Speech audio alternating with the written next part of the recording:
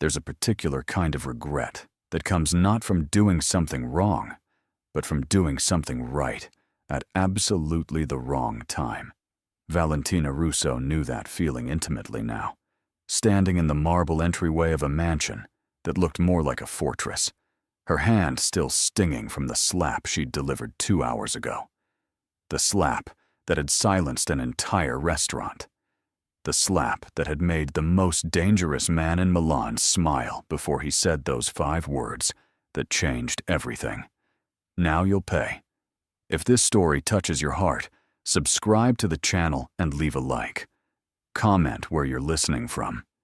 And if you feel it was really worth it, consider becoming a member to get early access to upcoming stories. Your support makes all the difference. The day had started so ordinarily.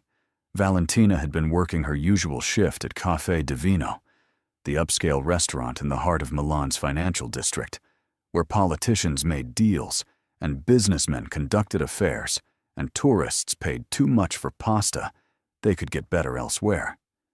She'd been a server there for 2 years, ever since her mother's medical bills had forced her to drop out of university. Every day was the same. Smile at the customers. Take their orders.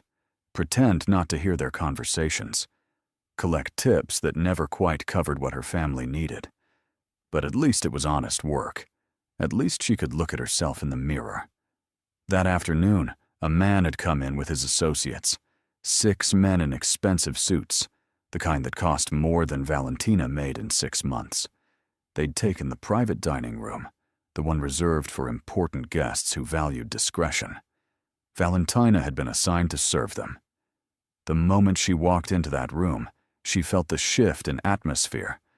These weren't ordinary businessmen. There was something about the way they carried themselves, the way they spoke in low voices that stopped whenever she entered, the way they looked at her. Not with the usual male appreciation she'd grown accustomed to deflecting, but with assessment. Like they were calculating her worth and finding it negligible. The man at the head of the table was different. Where the others watched her, he barely seemed to notice her existence. He was perhaps in his early 30s, with dark hair swept back from a face that was all sharp angles and harder edges. His eyes were the color of smoke, gray and impenetrable. He wore his suit like other men wore armor, and when he spoke, everyone else went silent. Valentina had served enough powerful men to recognize authority. This man had it in abundance.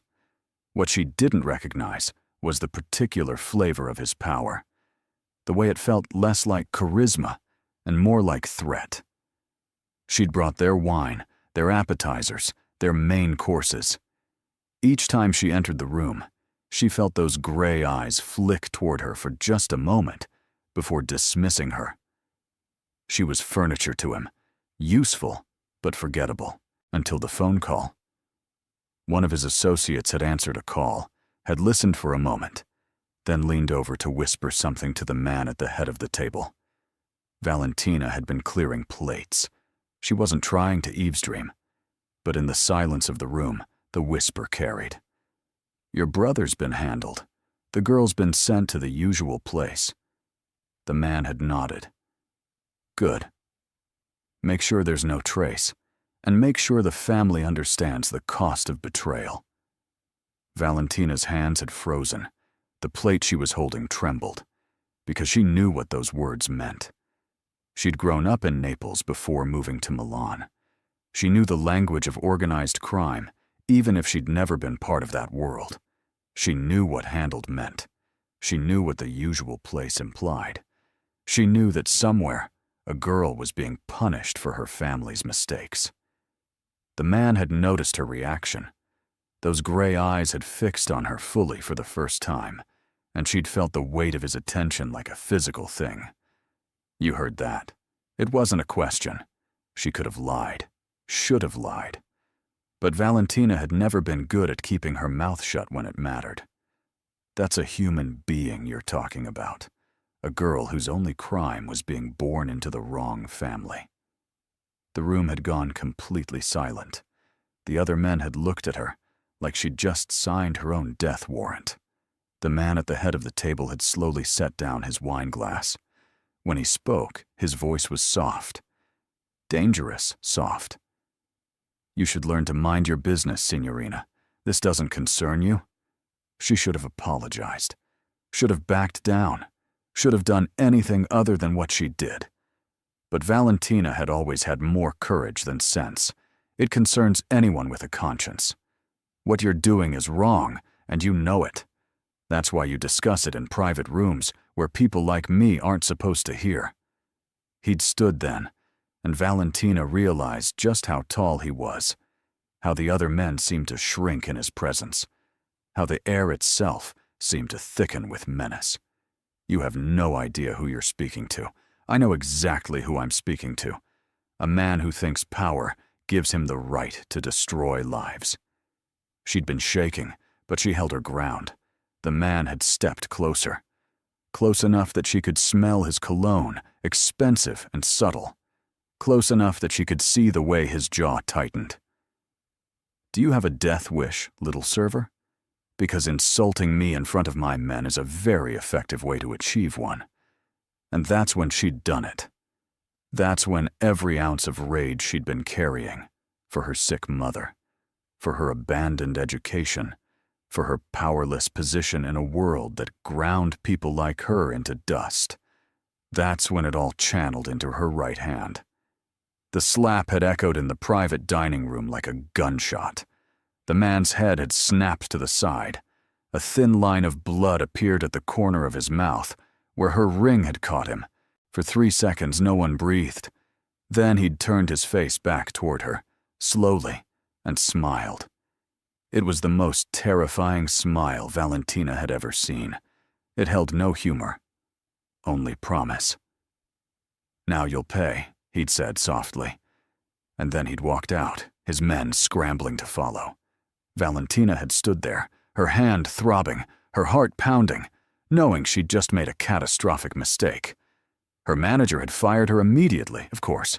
Couldn't have servers assaulting customers, no matter what they'd overheard. She'd gathered her things from her locker, her mind racing. Should she run? Should she go to the police? But what would she tell them? That she'd overheard something that might be criminal and responded by assaulting a customer? They'd laugh her out of the station. She'd made it home to the small apartment she shared with her mother, had locked the door, had tried to convince herself that powerful men didn't really bother with waitresses who slapped them, that he'd forget about her by tomorrow. She'd almost believed it. Until the knock came at her door at midnight, until she opened it to find 2 men in dark suits, until they'd politely informed her that Mr. Dante Caruso requested her presence, until they'd made it clear that request wasn't optional. Her mother had been sleeping. Valentina had left a note. Gone to handle something. Back soon. Love you. She'd known it was a lie even as she wrote it. The car had been black with windows so tinted Valentina couldn't see out. She'd sat between the 2 men, her mind cycling through possibilities. He was going to kill her. He was going to hurt her. He was going to make an example of her. Each option seemed worse than the last. But when the car finally stopped and they let her out, she found herself not in some abandoned warehouse, but in front of a villa that belonged in architectural magazines. The Caruso estate sat on the hills overlooking Milan like a sleeping dragon, beautiful and deadly. The gates were wrought iron formed into intricate patterns that probably cost more than her entire apartment building. The driveway curved through gardens that even in darkness looked meticulously maintained. The house itself was 3 stories of honey-colored stone with arched windows that glowed with warm light. It should have been welcoming. Instead, it felt like a trap disguised as paradise. The men had escorted her inside without a word. Through an entrance hall with floors of black and white marble arranged in patterns that made her dizzy. Past rooms she could only glimpse, filled with art and furniture that belonged in museums. Up a staircase wide enough for 6 people to walk abreast. Down a corridor that seemed to stretch forever. to a door that one of the men opened. "Your room," he'd said. "You'll stay here. The door is locked from the outside. Don't try to leave. Mr. Caruso will see you when he's ready." And then they'd left her alone. The room was larger than her entire apartment. It had a bed that could have slept 4 people, draped in silk the color of cream, a sitting area with chairs that looked too expensive to sit in, a bathroom with marble everything, and a tub big enough to swim in. Windows that overlooked the gardens, though when Valentina tried them, she found them locked. A gilded cage, she thought. She was a bird with clipped wings, and the man who owned the cage was somewhere in this house, deciding her fate. She didn't sleep. How could she? Every sound made her jump. Every creak of the house settling made her heart race. She sat in one of those expensive chairs and watched the sky slowly lighten from black to gray to pink. Watched the sun rise over Milan, gilding the city in gold. Wondered if she'd ever walk those streets again. When the door finally opened, Valentina had been pacing for an hour. Her nerves wound so tight, she felt like she might shatter. But it wasn't Dante Caruso who entered. It was a woman, perhaps in her 60s, with silver hair pulled back in a neat bun and the kind of face that was stern, but not unkind. "Breakfast," the woman said, setting a tray on the table. "You should eat. You'll need your strength." Valentina stared at the tray. Fresh fruit, pastries, coffee that smelled like heaven. Her stomach growled traitorously. She hadn't eaten since lunch yesterday. "I'm not hungry." The woman raised an eyebrow. "Lying doesn't suit you. You slapped Dante Caruso in front of his captains, and you think starving yourself will help? Eat. You'll face him better with food in your belly." Valentina sat slowly. "Who are you?" "Maria. I've worked for the Caruso family for 40 years. I've seen 3 generations live and die in this house." The woman poured coffee with practiced ease. "And I've never seen anyone do what you did yesterday. Are you very brave or very stupid?" Valentina picked up the cup, letting the warmth seep into her hands. Probably both. Maria's lips twitched. "At least you're honest. That might help you. Or it might get you killed faster. Either way, eat. He'll send for you soon. And when he does, try to remember that Dante Caruso is a complicated man. What he seems and what he is are not always the same thing." Before Valentina could ask what that meant, Maria was gone, the door locking behind her with a soft click. Valentina ate because Maria was right. Whatever was coming, she'd face it better with strength. The fruit was perfect. The pastries fresh from an oven somewhere in this enormous house. The coffee was the best she'd ever tasted. She ate it all and felt marginally more human. Then she waited. 1 hour. 2. 3. The sun climbed higher. The room grew warm despite the air conditioning that whispered from hidden vents.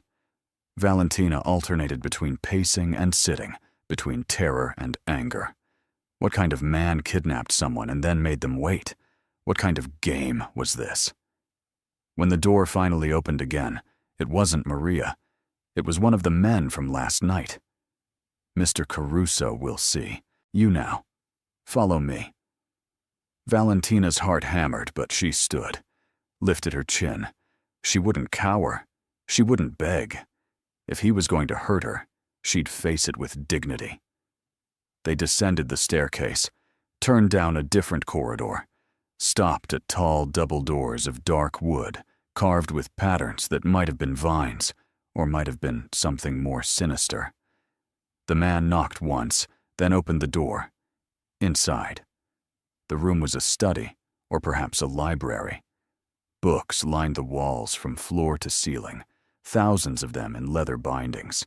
A massive desk dominated the space, dark wood polished to a mirror shine. Behind it, standing at the window with his back to her, was Dante Caruso. He was dressed more casually than yesterday, black pants and a white shirt with the sleeves rolled up, revealing forearms corded with muscle. His hair was slightly damp, as if he'd recently showered. When he turned, Valentina saw that the corner of his mouth where she'd cut him yesterday was slightly swollen, a purple bruise blooming across his jaw. Evidence of her violence marked on his perfect face. They stared at each other across the expanse of that room. Valentina felt the weight of his gaze like she had yesterday, but now there was something different in it. Yesterday, he'd dismissed her. Today, he was seeing her, really seeing her. "Do you know who I am?" he asked. His voice was quieter than she expected, almost conversational. Valentina swallowed. "Dante Caruso, head of the Caruso family, which means you're Mafia. Crime, power, death." She paused. "Monster." His expression didn't change, but something flickered in those gray eyes. "Monster." Yes, I've been called that. By enemies I've crushed. By rivals I've destroyed. By men who feared what I could do to them. But never to my face. Never by a girl who serves coffee and pasta to tourists. You asked me if I knew who you were. Now you know. Valentina forced steadiness into her voice she didn't feel. "What I don't know is why I'm here. If you're going to kill me, do it. Don't play games." "Kill you?" He moved from the window, slowly, like a predator approaching prey. "Do you think I brought you to my home to kill you?" He stopped a few feet away from her. "If I wanted you dead, you'd have never left that restaurant." Valentina's hands clenched at her sides. "Then why am I here?" He studied her face, his gaze moving from her eyes to her lips, to the pulse hammering in her throat. "Because you did something no one has done in 10 years. You surprised me. You stood in front of trained killers and called me out on my sins. You slapped me hard enough to draw blood. And then you looked at me like you weren't afraid. Like you'd do it again." "I am afraid. I know." He took another step closer. "I can see it. Your hands are shaking. Your breathing is shallow. You're terrified. But you're still standing here. Still meeting my eyes. Still refusing to back down. That takes a particular kind of courage." "The stupid kind," Valentina said. "The kind that gets people killed. Sometimes." He was close enough now that she could smell his cologne again. Close enough that she had to tilt her head back to maintain eye contact. "But sometimes it's the kind that changes everything. You heard things yesterday, things you weren't supposed to hear. I did.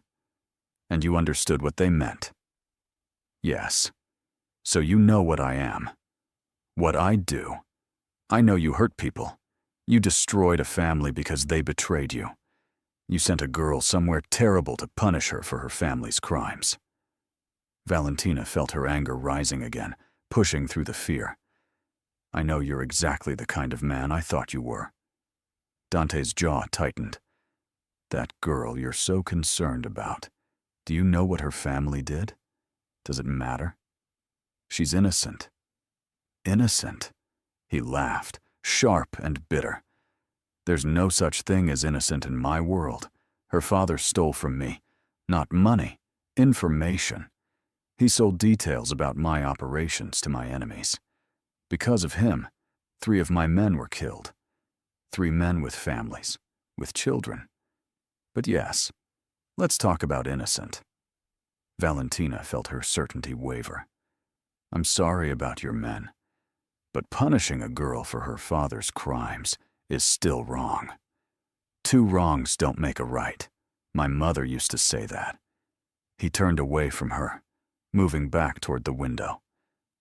"She died when I was 12. Killed because my father's enemies wanted to hurt him. Shot in front of me while I could do nothing but watch. So forgive me if I don't share your moral certainty about right and wrong." The pain in his voice caught Valentina off guard. She'd expected threats, violence, cold rage, not this glimpse of old wounds that had never healed. "I'm sorry that happened to you. But you know exactly how that girl feels then. You know the terror of being punished for someone else's choices. Why would you inflict that on someone else? He was quiet for a long moment. When he spoke, his voice was barely audible. Because I don't know how to stop. Because this is the only language my world understands. Because if I show mercy, I show weakness. And weakness gets you killed. He turned back to face her. That girl is fine, by the way. I sent her to a convent. She'll be educated there, protected there. When she's 18, she'll receive money to start her life. Her family thinks she's suffering, which serves my purpose. But I'm not the monster you think I am. Valentina blinked. A convent? You sent her to a convent? Is that supposed to make what you do acceptable? Because you occasionally have a conscience? No. He moved toward his desk, poured amber liquid from a crystal decanter into a glass. Nothing makes what I do acceptable. I am what circumstances made me. When my father died, I was 22 years old, a boy playing at being a man. I inherited an empire built on blood and fear. I had two choices: become harder than everyone else, or watch everything my family built crumble while our enemies picked the bones. So I became hard. I became ruthless. I became exactly what I needed to be to survive. He drank. And yes, sometimes I'm the monster. Sometimes I do terrible things. But I do them for reasons, even if those reasons don't satisfy your sense of morality. Valentina watched him. This wasn't what she'd expected. She'd expected a cartoon villain, a man who enjoyed cruelty for its own sake, not this complicated mess of justifications and pain, and something that might almost be regret. Why are you telling me this? Because you asked. Because for some reason I don't fully understand. I want you to see me clearly. Not as the monster, not as the hero, just as what I am. A man who makes impossible choices in an impossible world. He set down his glass. You slapped me yesterday. Humiliated me in front of my captains. Do you know what they expect me to do to you? I can guess. Kill me. Make an example. Show everyone what happens when you disrespect Dante Caruso. Exactly. He came around the desk, leaning against it, arms crossed over his chest. But here's my problem. I don't want to. Valentina's breath caught. What? I don't want to hurt you. I don't want to kill you. I want to understand you. Where does someone like you get the courage to slap someone like me? What makes a server in a cafe think she can lecture a mafia boss about morality? I'm not someone special. I'm just a person who couldn't stay quiet. My mother raised me to speak up when I saw injustice, even when it's dangerous, even when it's stupid. Yesterday was both. So why am I still alive? Because. He pushed off the desk, moving toward her again, that predatory grace back in his movements. Because you intrigue me. Because in a world where everyone either fears me or wants something from me, you looked at me with contempt. Pure, honest contempt. Do you know how rare that is? How refreshing? This is insane. Valentina backed up a step. You kidnapped me because I intrigue you? That's not how normal people handle attraction. He smiled, and it transformed his face. For a moment he looked younger, less burdened. I'm not normal people. And this isn't attraction, or at least not just attraction. This is fascination. You're a puzzle I want to solve. Valentina's back hit the bookshelf. I'm not a puzzle. I'm a person. And I want to go home. To what? He didn't move closer, but his presence filled the space between them. To your sick mother who needs medicine you can't afford? To the job you just lost because of me? To the degree you couldn't finish because life got in the way? You think I don't know everything about you? The moment you left that restaurant, I had people find out who Valentina Russo is, where she lives, what she wants, what she fears. That's terrifying. I know, but I'm not trying to frighten you. I'm trying to make you understand your situation. You have nothing to go back to, and you have everything to fear if you leave this house. Because my men saw what you did. They're waiting to see how I respond.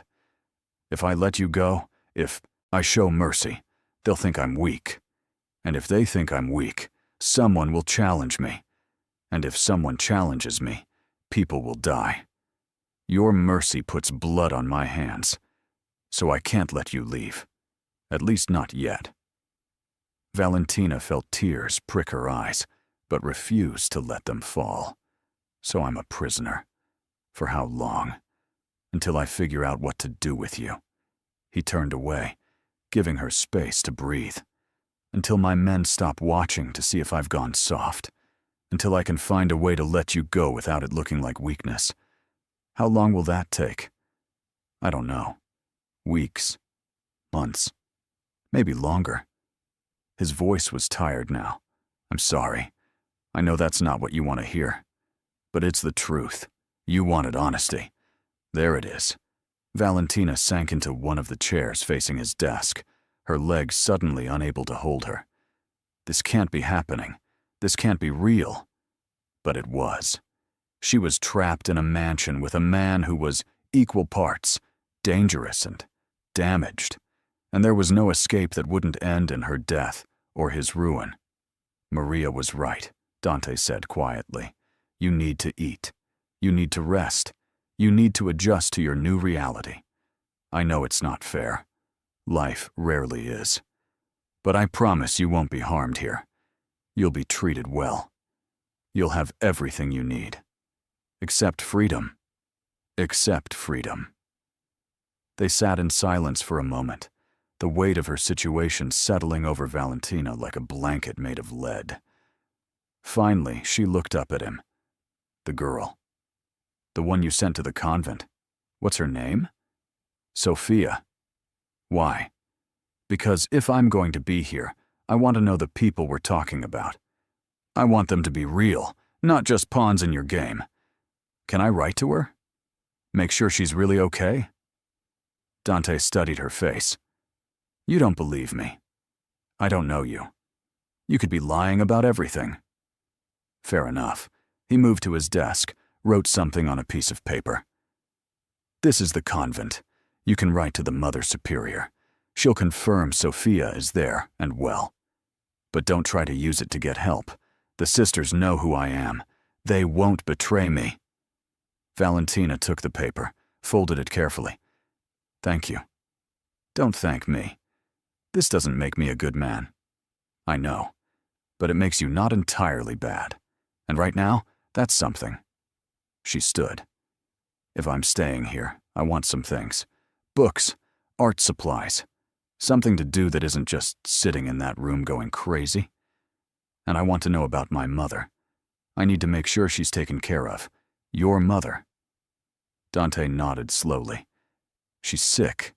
Cancer. The treatments are expensive. That's why you worked so much. Why you dropped out of school. Yes. She only has me. If I disappear, she'll have no one. He was quiet for a moment, and Valentina could see him thinking, calculating. Your mother is at San Rafael Hospital. She'll be transferred to the private ward today. All her treatments will be covered. She'll have the best doctors, the best care. Consider it compensation for your indefinite stay. Valentina felt her throat tighten. You'd do that? Why? Because you're right. She shouldn't suffer for your choices, or mine. He met her eyes. I'm not a complete monster, Valentina. Just a partial one. She didn't know what to say. This man had kidnapped her, was holding her prisoner. But he was also offering to save her mother's life. The cognitive dissonance made her head spin. Thank you. That's the second time you've thanked me today. At this rate, we might almost be cordial. Don't push it. She felt a tiny smile tug at her lips despite everything. You're still the man who dragged me from my home in the middle of the night. True. But you're still the woman who left a bruise on my face that all of Milan will see. Fair point. They looked at each other, and something shifted in the air between them. Not quite understanding, not quite friendship, but perhaps the first thread of something that might become both. Maria will bring you books, art supplies, whatever you need. Dante moved back to the window, dismissing her. And Valentina? She paused at the door. Yes. Don't try to escape. Not because I'll hurt you, but because the world outside these walls is more dangerous than anything inside them. Once people know you're connected to me, you become a target. The best way to keep you safe is to keep you here. With that cheerful thought, she was escorted back to her room, the door locked, the cage secured. But somehow, Valentina felt less afraid than she had that morning. Dante Caruso was complicated, dangerous, probably not someone she should trust. But he wasn't the simple monster she'd imagined, and that made everything infinitely more complicated. The days began to establish a rhythm. Maria brought breakfast each morning, always with a comment about how Valentina needed to eat more, worry less. Books appeared on her shelves, everything from classic literature to modern novels to art theory. Painting supplies materialized, easels and canvases and paints in every color imaginable. Valentina had loved to paint before life had crushed that dream. Now, trapped in this gilded cage, she found herself returning to it. The colors soothed something in her. The act of creation gave her purpose. She painted Milan at sunset, her mother's face from memory, abstract expressions of her tangled emotions. She painted and painted until her fingers cramped and her mind quieted. She didn't see Dante for 3 days. She heard him, though. Late at night, footsteps in the corridor, the low murmur of voices as he conducted business somewhere in this vast house. Once, she heard piano music, complex and melancholic, played by someone with skill and sadness in equal measure. She pressed her ear to the door and listened, wondering if those were his hands on the keys, if that was his soul speaking through music the way hers spoke through paint. On the 4th day, Maria came with lunch and an invitation. Mr. Caruso requests your presence for dinner tonight.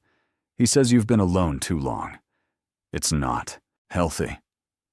Valentina looked up from the canvas she was working on. Do I have a choice? Maria smiled. Not really. But pretending you do might make you feel better. So Valentina showered, washing paint from her skin. She had no nice clothes. Everything she owned was practical, cheap, meant for work or sleep. But someone had hung dresses in the closet, clothes that fit her perfectly, even though she'd never been measured. The thought of Dante Caruso knowing her size was unsettling and intimate in ways she didn't want to examine. She chose something simple, a dark blue dress that fell to her knees. She left her hair down because she had no energy to fight with it. She looked at herself in the mirror and barely recognized the woman staring back. When had she last looked this put together? When had she last worn something that wasn't stained with coffee or exhaustion? The escort came at 8, led her downstairs, through corridors she hadn't seen, to a smaller dining room than she'd expected, intimate and warm. A table set for 2, candles burning despite the modern lighting, windows that overlooked gardens now lit by subtle landscape lights. And Dante, standing as she entered, dressed in dark pants and a shirt the color of charcoal. The bruise on his jaw had faded to yellow-green, evidence of her violence wearing away. You came. Did I have a choice? He smiled slightly. Not really. But thank you for pretending civility. He pulled out her chair. I thought we should talk, get to know each other since we're going to be living in close quarters for a while. This isn't close quarters. This house is enormous. True. But it's also isolating. And I thought you might appreciate company that isn't Maria, though she's wonderful." "She is." Valentina sat, hyper-aware of his proximity as he pushed her chair in. "She's been very kind. She likes you, says you have a good heart. That's rare in my world. People with good hearts don't usually survive here. Then why am I here?" He moved to his own chair, sat with that easy grace she was beginning to recognize. "Because maybe I'm tired of being surrounded by people who've had their goodness beaten out of them. Maybe your intact conscience is refreshing. Or maybe I'm just lonely." The admission hung in the air between them. Dinner was served by staff who appeared and disappeared like ghosts. Course after course of food that was art on plates. Risotto with saffron. Veal so tender it melted. Vegetables that tasted like they'd been picked that afternoon. Wine that probably cost more than Valentina used to make in a month. They ate in silence for a while. Then Dante spoke. "Maria says you've been painting." "Yes, it helps." "What do you paint?" Valentina considered. "Everything. Nothing. Feelings mostly. I'm not very good, but I enjoy it. I doubt that." "The not very good part. You strike me as someone who does things well or not at all. That's not true. I do lots of things poorly, like judging when to keep my mouth shut." His lips quirked. "That's not doing something poorly. That's having principles. Though I'll admit the timing could use work. You're not going to let me forget that slap, are you?" "Never." He touched his jaw absently. "It's been a long time since anyone left a mark on me. In my world, that's a declaration of war. What are we then?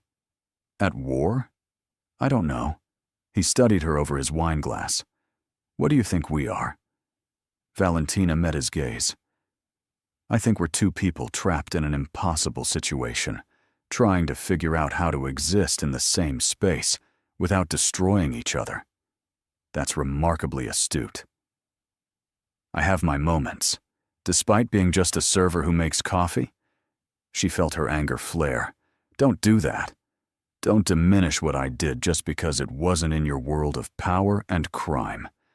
Every job has dignity. Every person has worth. You don't get to look down on me because I wasn't born into your world of blood and money."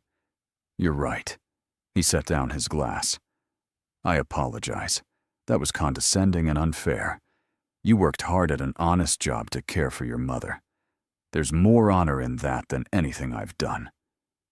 The apology surprised her. She'd expected defensiveness, maybe anger, not this easy acknowledgement of fault. "Why are you being nice to me? I kidnapped you. Shouldn't I be the villain of this story?" "You are the villain, but you're also the man paying for my mother's care. The man who sent a girl to safety instead of suffering. The man who looks tired in ways that sleep can't fix. People aren't simple. I'm learning that. Even villains can have moments of humanity." Dante was quiet for a long time. Then, so softly she almost didn't hear it. And can villains be redeemed? Valentina's heart did something complicated in her chest. I don't know. Can they? I don't know either. But I find myself wanting to try. For you. For the woman who looked at me like I was more than my worst acts. That's dangerous. Why? Because I might start believing it. You might start expecting me to be better than I am. And when I inevitably disappoint you, when my world demands I do terrible things, you'll look at me differently. And I think that might actually hurt. They stared at each other across the table. The candles flickered. Outside, the gardens rustled with night wind. Inside, something was shifting, changing, becoming something neither of them could name yet. I should go. Valentina stood, suddenly needing distance. This is too much, too confusing. Stay. It wasn't a command. It was a request. Please. I'll show you something. He led her through the house, down corridors and staircases, into parts of the mansion she hadn't seen. Finally, he opened a door and gestured her through. Valentina stepped into a room that took her breath away. A music room with a grand piano in the center and instruments lining the walls. Guitars, violins, cellos. A space dedicated to beauty in a house built on violence. You play. All of them. Some better than others. He moved to the piano, ran his fingers over the keys without pressing them. This was my mother's room. She taught me. Music was her escape from what my father was, from what our life was. She said, beauty could exist anywhere if you insisted on it. He sat, finally pressed a key, a single note that resonated in the quiet. I play when I can't sleep, when the weight of what I've done gets too heavy. The music reminds me I'm still human, still capable of creating something other than fear. Will you play for me? He looked up, surprised. Why? Because I want to hear how you sound when you're not being Dante Caruso, head of the family. I want to hear just Dante. The man. He held her gaze for a long moment. Then his hands moved to the keys. What poured out was achingly beautiful, complex and melancholic, and somehow hopeful. Chopin, Valentina thought. Nocturne. The music filled the room, filled her chest, filled all the empty spaces she'd been carrying. She watched his hands move, watched his face soften, watched him become someone else entirely. This was the man beneath the monster. This was what he could have been in a different life. When the last note faded, silence felt like a sacred thing. That was beautiful. Thank you for letting me see this part of you. He stood, moved toward her slowly. You see more of me in a few days than most people see in years. Why is that? Maybe because you're not afraid to look. Everyone else either fears me too much or wants something from me too badly. You just see me. Valentina felt her breath catch as he stopped in front of her. I see someone who's trapped just like I am, trapped by circumstances, by choices made long ago, by expectations you can't escape. Am I wrong? No.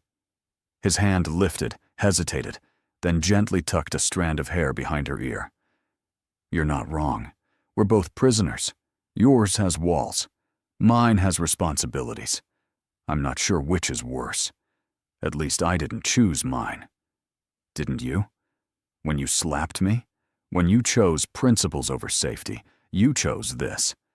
Just like I chose this life when I could have walked away at 22. We're both here because of who we are. What we can't stop ourselves from being. His hand was still near her face. Valentina knew she should step back, should maintain distance, should remember that this man was dangerous, that this situation was impossible. But she didn't move. Neither did he. They stood in the music room, breathing the same air, caught in a moment that felt suspended from time. If we're both prisoners, Valentina whispered, maybe we can be prisoners together, instead of enemies, instead of captor and captive, just two people trying to survive. He smiled, sad and genuine. I'd like that. Then we need rules. She found her voice. Boundaries. This can't be about power. If we're going to coexist, it has to be as equals. In this house? I don't know if that's possible. Then make it possible. You're supposedly the most powerful man in Milan. Surely you can manage some basic respect. What kind? Of rules? No more locked doors. I need to be able to leave my room, walk the house, feel less like a prisoner even if I am one. He nodded slowly. Done. What else? No more guards following me everywhere. If I'm safe here like you claim, prove it. Agreed. And you teach me about your world. If I'm stuck in it, I want to understand it. Not the violence, not the crimes, but the people, the history, why things are the way they are. Why? Because knowledge is power, and because I can't respect what I don't understand. And I need to respect you if we're going to do this. Whatever this is. Dante studied her face. You're remarkable. Do you know that? Most people in your situation would be trying to escape or manipulate me. You're trying to build a framework for mutual survival. That's practical and impossibly optimistic at the same time.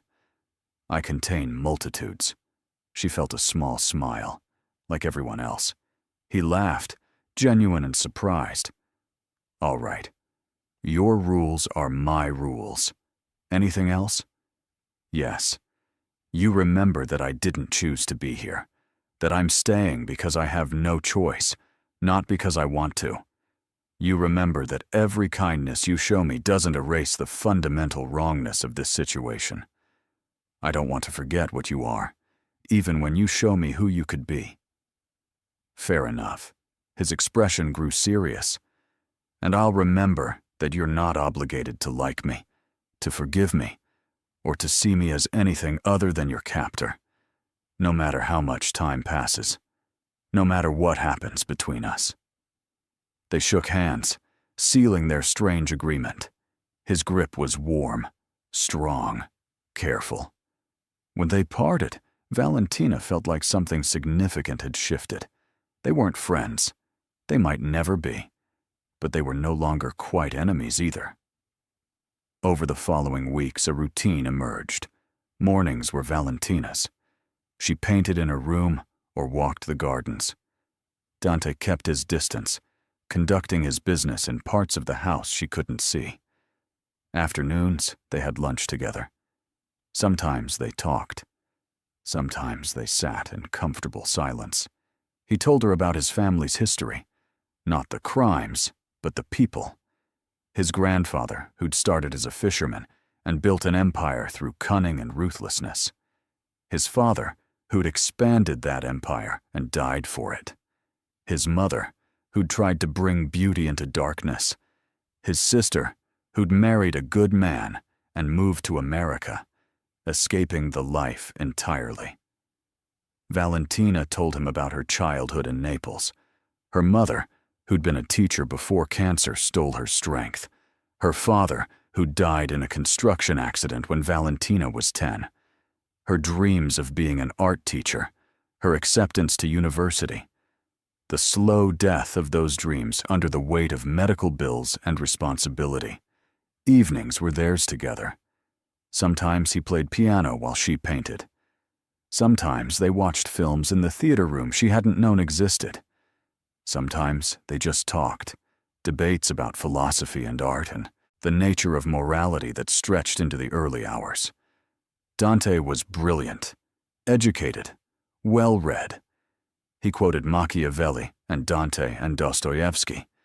He challenged her assumptions, made her think, made her see shades of gray where she'd seen only black and white. And slowly, terrifyingly, Valentina felt herself beginning to understand him. Not forgive. Understanding and forgiveness were different things. But she saw the man beneath the monster, saw how circumstances had shaped him, saw the ways he was trying, in small ways, to be better. The business deals he refused because they hurt innocents. The protection he offered to businesses in his territory. The way he helped Maria's grandson with school expenses, even though no one knew about it.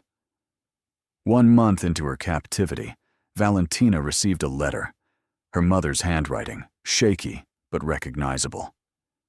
My darling girl, I don't know how you arranged this, but the doctors here are performing miracles. The treatments are working. I'm getting stronger. They say I might actually beat this thing. Whatever you did, wherever you are, know that I'm proud of you. Know that I love you. Know that you've saved my life. Come visit when you can. I miss you terribly. Valentina sat in the garden reading and rereading that letter until tears blurred the words. Dante found her there, shoulders shaking with sobs she'd been holding back for weeks. He sat beside her on the bench, not touching, just present. She's getting better. Valentina managed through tears. My mother. She's actually getting better. That's good. That's what we hoped for. You did this. She looked at him. This complicated, impossible man. You're keeping your promise. I always keep my promises, even the ones that cost me. What's this one costing you? Valentina wiped her eyes. Dante was quiet for a moment. My reputation. My men think I'm going soft, keeping a woman who disrespected me, treating her like a guest instead of a prisoner. There are whispers. Questions about my leadership. Is that dangerous for you? It could be. If the whispers get too loud. If someone decides to test me. But I'll handle it. That's my problem, not yours. It is my problem if you get hurt because of me. If your kindness becomes your weakness. He turned to look at her. Is that concern I hear? Don't confuse gratitude with caring.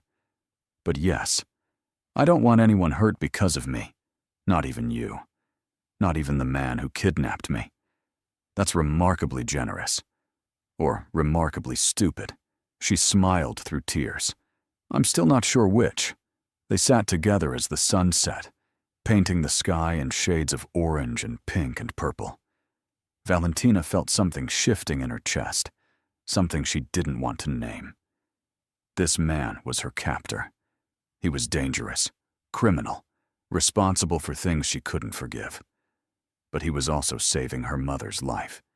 He was treating her with respect. He was showing her pieces of himself that she suspected no one else got to see. And she was starting to care. Not love. She wouldn't let it be love. But care. The kind that made her notice when he looked tired. The kind that made her want to make him smile. The kind that terrified her because it blurred all the clear lines she needed to maintain her sanity. Dante. What are we doing? He didn't pretend not to understand. I don't know. Building something. Breaking something. Maybe both. That's not an answer. It's the only one I have. He stood, offered his hand. Come on. I want to show you something else.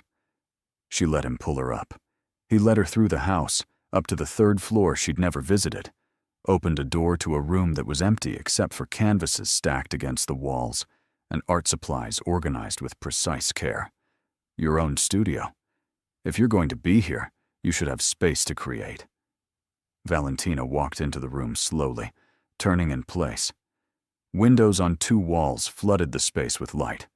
A professional easel stood ready. Paints in every color imaginable. Canvas in every size. Everything an artist could dream of. Why? Because I see how you light up when you paint. Because beauty should be encouraged, not suppressed. Because even in captivity, you should have freedom to create. She turned to look at him, standing in the doorway. I don't understand you. Good. He smiled. I'd be boring if you did. But understand this. I may have brought you here against your will. I may be keeping you here for complicated reasons. But I want your time here to be bearable. More than bearable if possible. This doesn't make it right. I know. But it's what I can offer. Will you accept it? Valentina looked around the studio, at the space and light and possibility, at the man who'd given her all this while holding her prisoner, at the impossible contradiction of her situation. Yes, I'll accept it. Thank you. He nodded and started to leave, then paused. Valentina? Yes. I'm glad you're here, even though the circumstances are terrible, even though you have every right to hate me. I'm glad it's you. She didn't know how to respond to that, didn't know how to process the warmth in his voice or the sincerity in his eyes. So she just nodded, and he left her alone with her new studio and her tangled feelings. That night, Valentina couldn't sleep. She walked the house, taking advantage of her new freedom. Found herself outside Dante's study. Saw light under the door, heard voices, tense and angry. She should have walked away, should have respected his privacy. But she heard her name and froze. She's making you weak, A male voice said. The men are talking. Saying Dante Caruso has gone soft over a girl. Let them talk. Dante's voice was cold. My business decisions speak for themselves. This isn't about business. It's about respect, about image. You can't keep a woman who hit you. You can't treat her like she's special. It makes you look foolish. Then I'll look foolish. She's not your concern. She's all our concern if she compromises your judgment. Another voice, older. You need to handle this. Either make her your woman properly or get rid of her. But this halfway situation is weakening your position. There was silence. Then Dante spoke, his voice dangerous in a way Valentina had never heard directed at her. Valentina Russo is under my protection. Anyone who touches her answers to me. Anyone who questions my decisions about her can take it up with me directly. Is that clear? The voices muttered agreement, but the damage was done. Valentina understood now just how much her presence was costing him, how much danger she represented not just to herself, but to his position, his power, his life. She hurried back to her room before anyone could find her listening, lay in her bed staring at the ceiling. Dante had defended her, had put himself at risk for her. Why? Because he was a good man playing at being a monster? Because he cared about her? Because keeping her safe mattered more than his reputation? She didn't know, but she knew she couldn't let him destroy himself for her. Something had to change. The next morning, she found him in the library. We need to talk. He looked up from his papers. That sounds serious. It is. I heard voices last night, from your study. Heard you arguing with your men about me. His expression darkened. You were eavesdropping. I was walking because I couldn't sleep. I heard my name. I'm sorry, but I'm not sorry, because now I know what I'm costing you. Valentina. You can't keep protecting me at the expense of your position. Your men are right.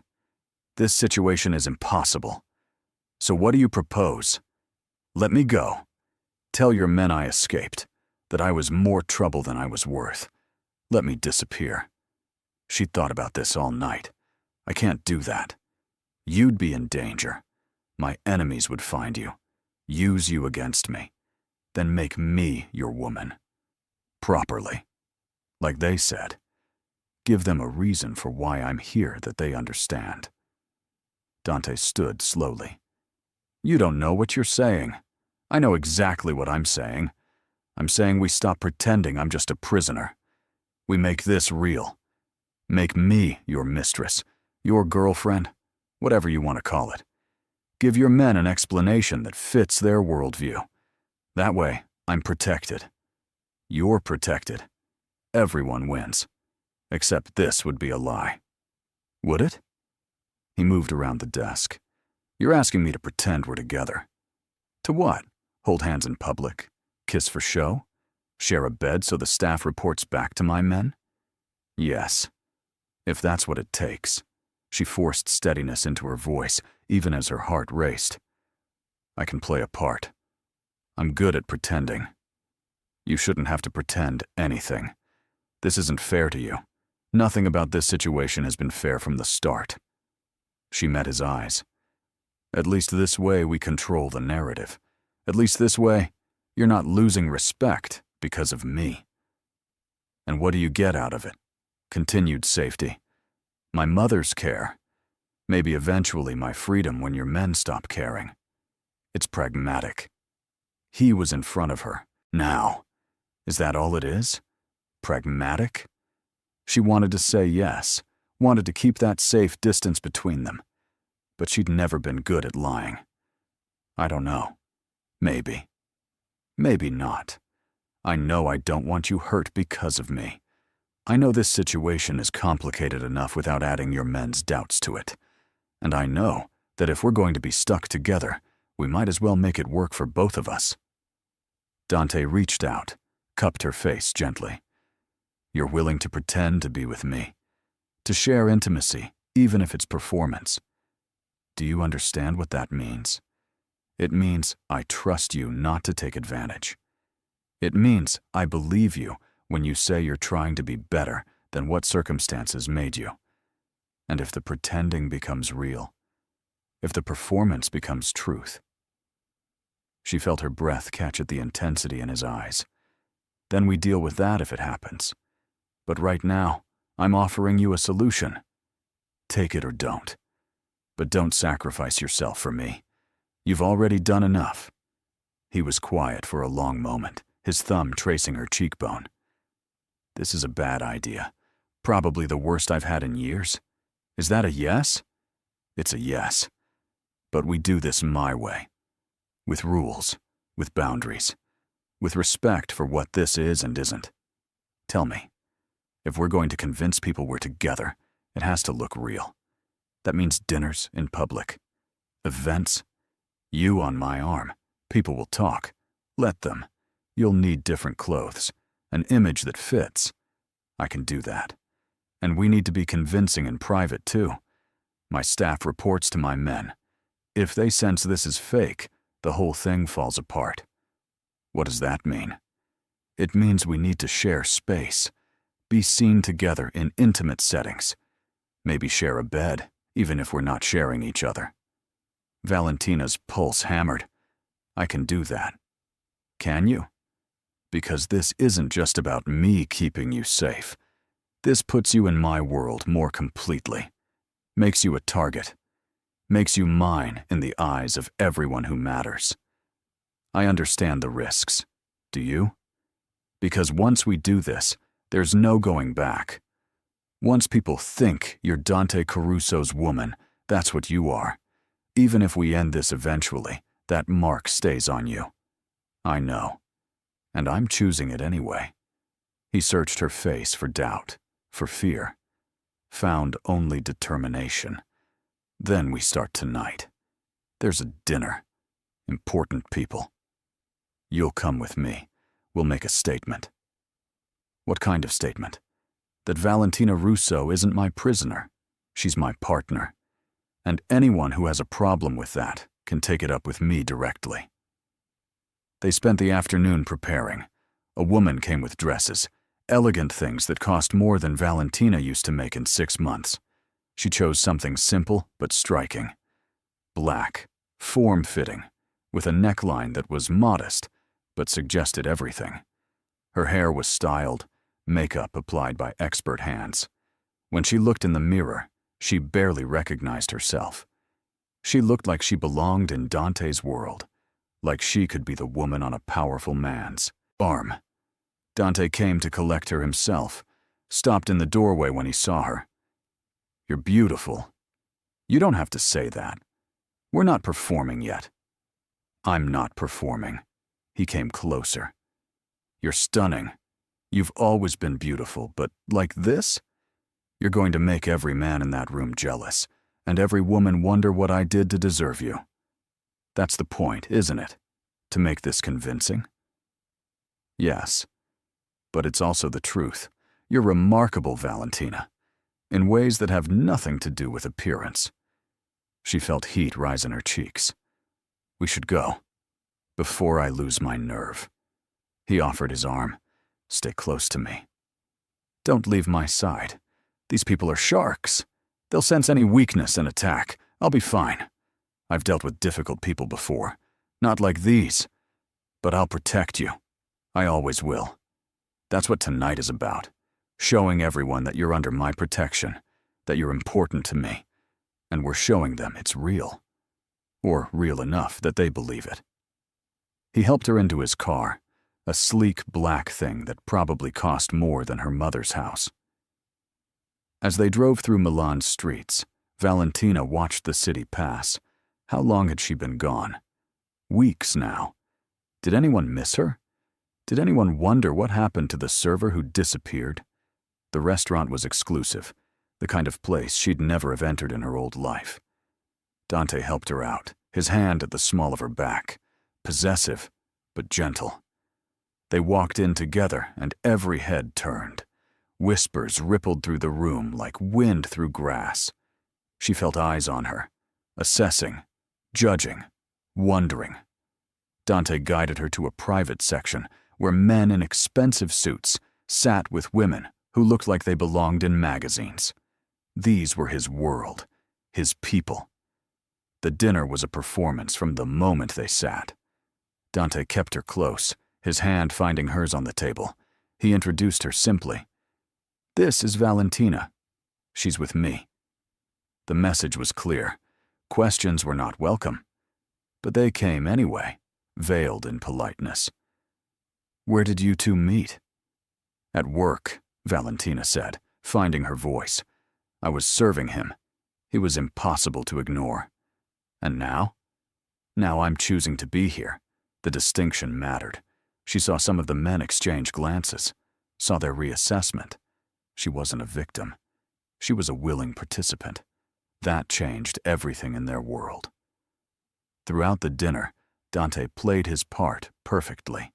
Attentive without being possessive. Respectful, but clearly intimate. His hand on her shoulder.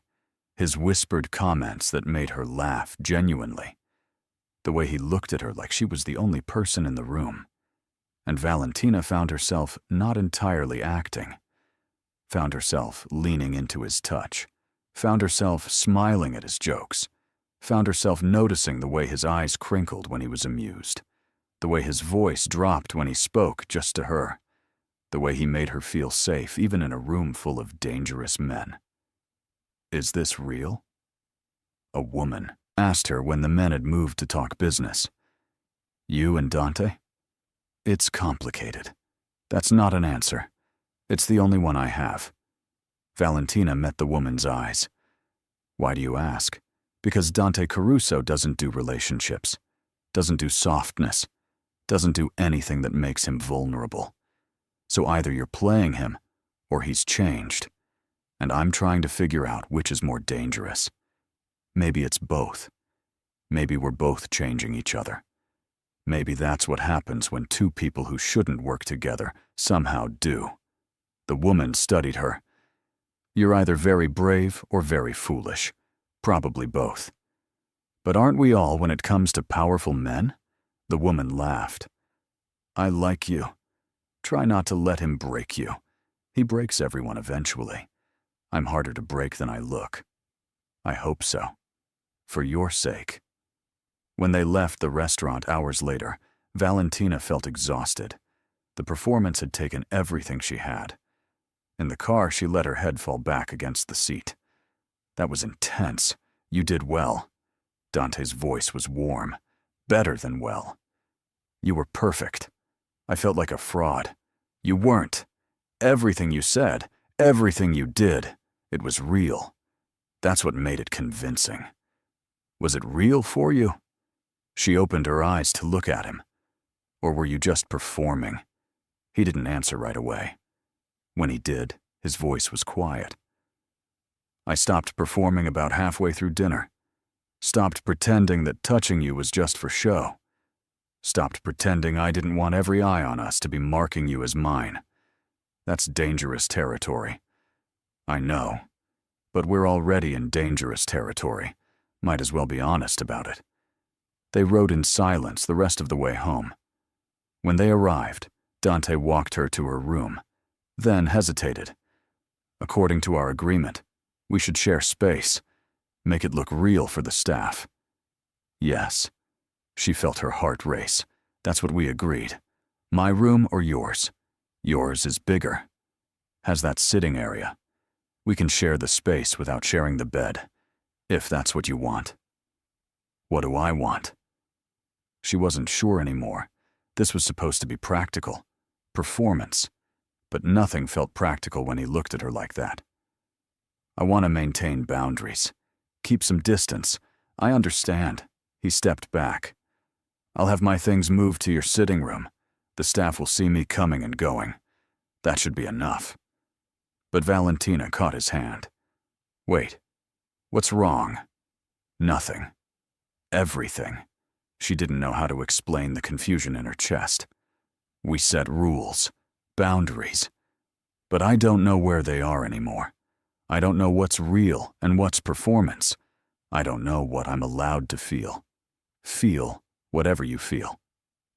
He intertwined their fingers. Don't police your emotions for my sake, but know that anything that happens between us, it has to be your choice. Freely made. No pressure. No expectation. Just two people figuring out something complicated. And if I choose to blur the lines we drew, then we blur them. Together. At whatever pace you need. He lifted her hand to his lips, pressed a soft kiss to her knuckles. You have all the power here, Valentina.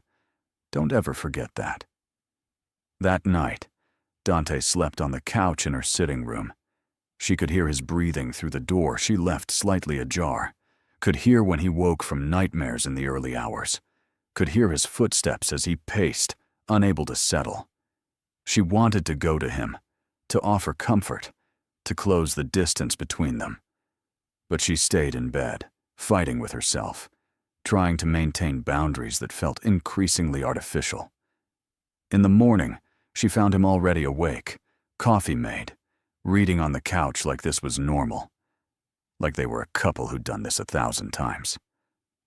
Morning. He looked up. Sleep well? Not particularly. You? About the same. He set aside his book. This is strange, isn't it? Living together, but not together. Sharing space, but not sharing. Yes. But maybe that's okay. Maybe we need strange right now. They settled into a new routine. Days were theirs separately. She painted in her studio. He conducted business. But evenings were together. Dinners, conversations. Sometimes she read while he worked.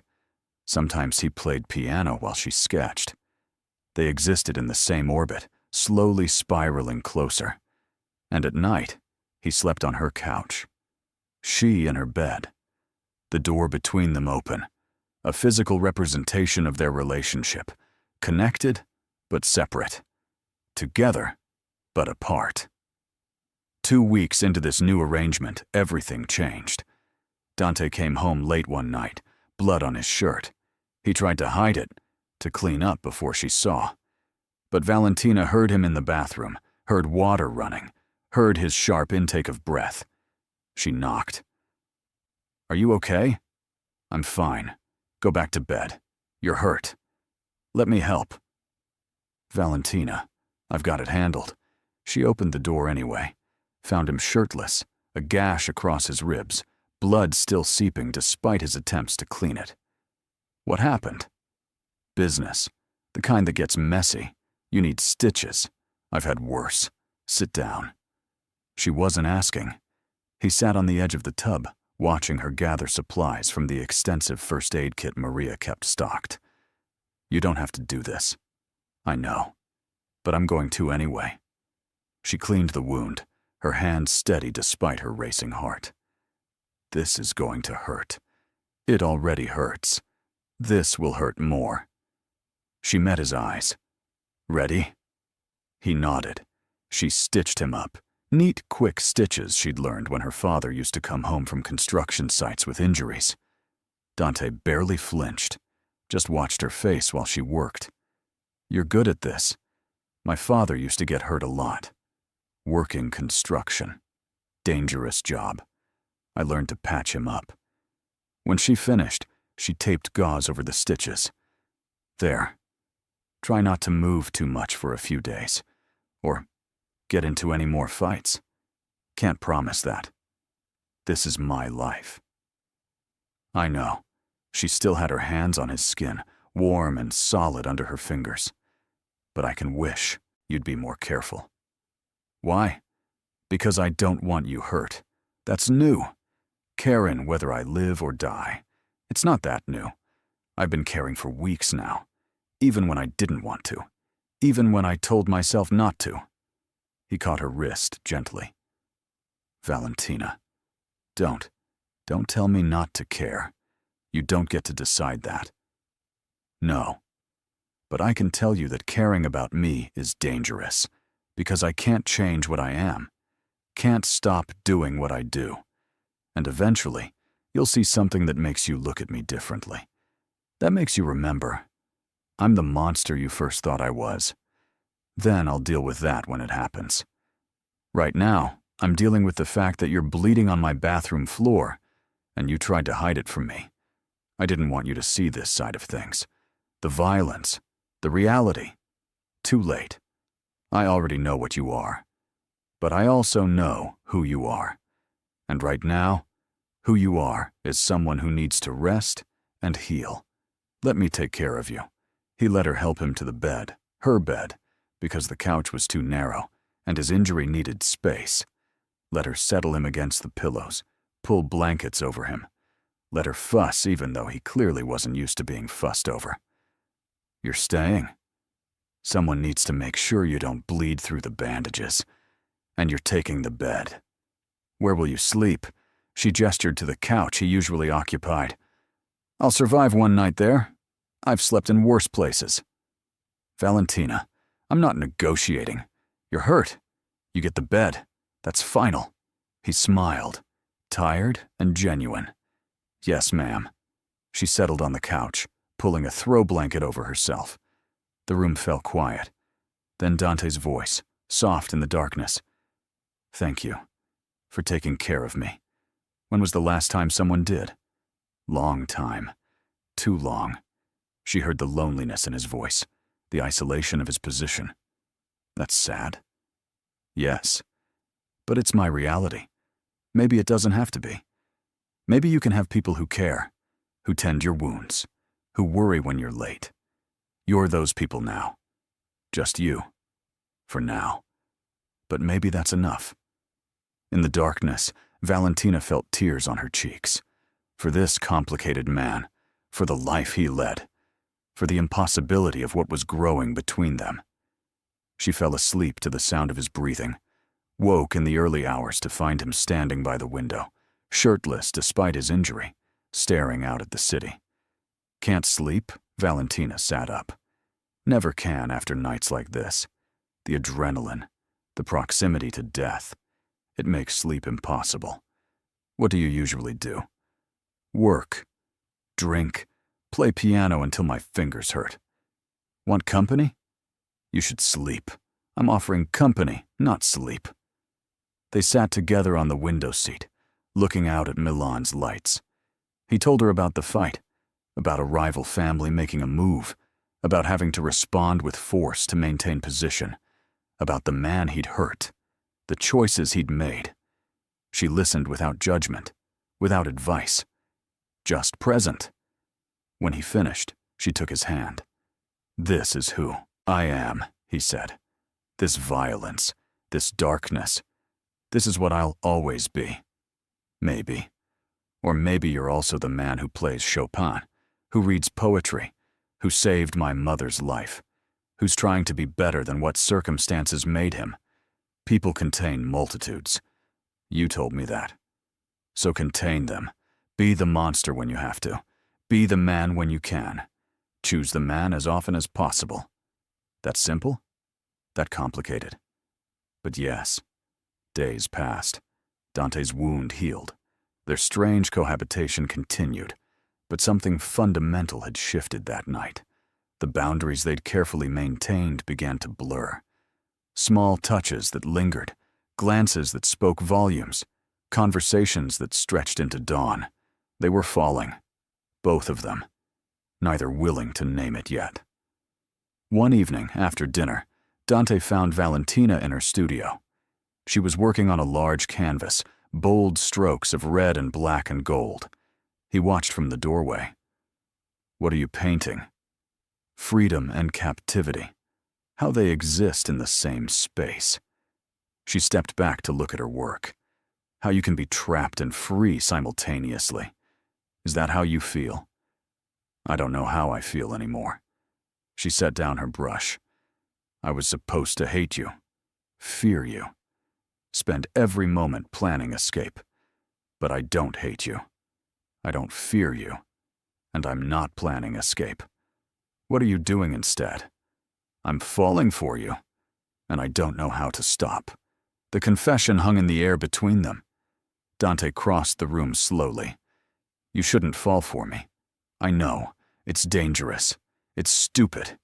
It's every bad decision wrapped in one. But my heart doesn't care about logic. Why now? Why tell me now? Because I'm tired of pretending. Tired of maintaining distance that doesn't exist anymore. Tired of lying to myself about what I feel. She turned to face him fully. You've kept your promises. You've treated me with respect. You've shown me parts of yourself no one else sees. You've been patient and kind and honest about what you are and what you're trying to be. How am I supposed to not fall for that? By remembering I kidnapped you. By remembering the blood on my hands. By remembering I'm the villain of this story. You're also the hero. The man who saved my mother. Who gave me a studio. Who plays piano in the dark and reads poetry. Who's trying to be better? You're both. And I'm falling for both. Dante cupped her face, his touch gentle. I don't deserve you. Probably not. But that's not the question. The question is, do you want me? Do you feel this too? Or am I alone in this? He rested his forehead against hers. You're not alone. I've been falling since you slapped me. Since you looked at me with contempt and courage in equal measure. Since you challenged everything I am and made me want to be better. I've been falling and pretending I wasn't. Pretending this was just about protection and pragmatism. But it's not. It's never been. So what do? We stop pretending. We acknowledge what this is. We decide what we want it to become. And what do you want? I want you, in every way. But only if that's what you want too. Only if you choose this freely. No obligation, no coercion, just choice. I choose this. She stood on her toes, bringing her lips close to his. I choose you. Dante. All of you. The monster and the man. The violence and the tenderness. All of it. He kissed her then. Soft at first, testing, asking permission with every movement. She answered by threading her fingers through his hair, by pulling him closer, by opening herself to him in ways that had nothing to do with physical proximity. The kiss deepened. Years of loneliness poured into it from both sides. The desperation of finding someone who sees you completely and chooses you anyway. When they finally parted, both breathless, Dante traced her lips with his thumb. Are you sure? Because once we do this, once we cross this line, I won't be able to let you go. Good. She smiled, because I don't want to be let go. They made love in her studio, surrounded by her paintings of captivity and freedom. It was tender and intense, and utterly unlike what Valentina had imagined. He worshipped her with his touch, made her feel precious, made her feel chosen, made her understand that this man, this complicated, impossible man, had been waiting for her without knowing it. Afterward, lying tangled together on the couch in her studio, Valentina felt tears on her cheeks. Why are you crying? Did I hurt you? No, she laughed through tears. The opposite. You were perfect. This is perfect. And I'm crying because I'm happy. Because I found something I didn't know I was looking for.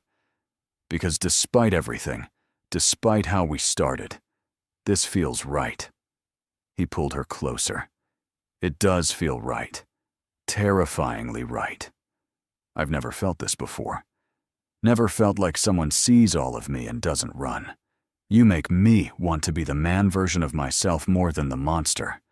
You make me believe I could be. You are, when you choose to be. And I'll keep reminding you, keep showing you who you can be. Keep believing in you even when you don't believe in yourself. That's love, Valentina. What you're describing. That's what love is. Then I love you. The words came easily, more easily than she'd expected. I love you, Dante Caruso, with all your complications and contradictions. I love you. He kissed her forehead. I love you too. God help me. I love you so much it terrifies me. Then be terrified together. That's how this works. They stayed in the studio until dawn, talking and touching and mapping each other's bodies and souls. Learning, discovering, claiming. When they finally made it to bed properly, to her bed, now genuinely their bed, they fell asleep intertwined. No more couch, no more distance, just them. Together. Chosen. The next morning, Valentina woke to find Dante watching her sleep. That's creepy. He smiled. Can't help it. You're beautiful when you sleep. Peaceful. I like seeing you peaceful. I'm peaceful because of you. She stretched. How's that for ironic? The man who kidnapped me is the man who gives me peace. Life is funny that way. He kissed her nose. Hungry? Starving. But she pulled him back down when he tried to rise. Stay a little longer. The world can wait. The world, however, had other plans. A knock at the door interrupted them. Dante's expression hardened immediately. Business wouldn't knock, which meant trouble. He pulled on clothes quickly. Stay here. But Valentina followed him to the door. They were together now. Whatever came, they faced it together. Dante opened the door to find one of his men, pale and urgent. Sir, we have a problem. Elena Ricci's family. They've made a move, taken hostages, demanding you come meet them. They know about the girl, about Valentina. They're threatening to expose your weakness. Dante's expression went cold. How many hostages? 3. Women. They want you alone. No guards. They'll kill one for every man you bring. It's a trap, obviously. But you're going anyway. I don't have a choice. Yes, you do. Valentina grabbed his arm. You can send your men. You can negotiate. You don't have to walk into an obvious trap. If I don't go, they'll kill innocents. That's not who I am anymore. That's not who you've helped me become. Then I'm coming with you. Absolutely not. I'm not negotiating this. You'll stay here where it's safe. We're partners. Remember? We face things together. Not this. He cupped her face. Not something that could get you killed. I couldn't survive that. Then don't get killed. She held his gaze. And trust me to help you. Trust us to be stronger together than apart. The man cleared his throat. Sir, we need to move. They gave us 2 hours. Give us a moment. Dante dismissed him, then turned back to Valentina. If you come, you follow my lead completely. No heroics. No arguments. You do exactly what I say when I say it. Agreed. And if things go bad, you run. You don't look back. You save yourself. That I can't promise. Then you're not coming. Fine. I'll run. She crossed her fingers behind her back. Happy? No. But we're out of time.